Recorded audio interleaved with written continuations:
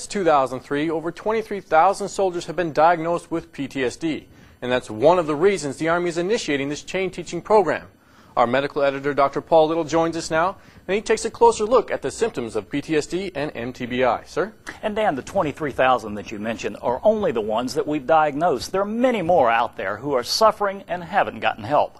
Now, I talked with one veteran who went through the agony of PTSD for years because he just didn't realize he had a problem. The important thing that I've learned is it wasn't Desert Storm. It wasn't even the stress of Afghanistan or Iraq. For First Sergeant Cornell Swanier, it happened when he got back home. after coming back to Fort Benning, I had a soldier who committed suicide. It's still tough on me to this day.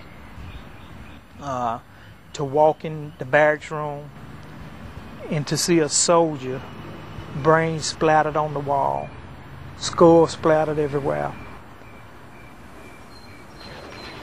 That was tough. That was really tough. Swanier had all the symptoms of post-traumatic stress: flashbacks, nightmares, anxiety, irritability, withdrawal from friends and family, difficulty concentrating and adjusting to home.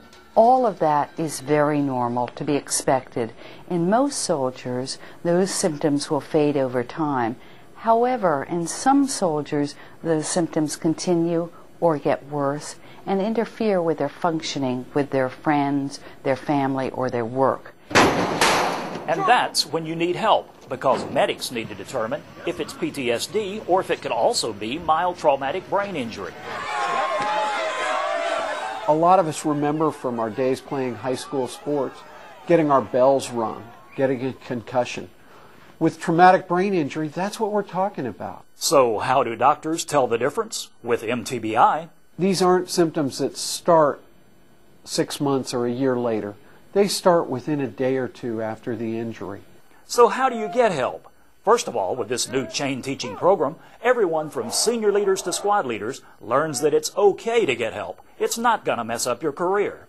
We want to have every soldier recognize that symptoms of post-traumatic stress disorder are common, are expected, and are treatable. It all starts with talking about your feelings with someone you trust. It doesn't matter where you start, just so you start. First Sergeant Swanier got help, and he's back to normal. And he's on a mission to get the word out that it's okay to ask for help. Everybody understands it, everybody knows, so hey, let's deal with it. Let's find out what we need to do to be able to get this thing up under control and help people.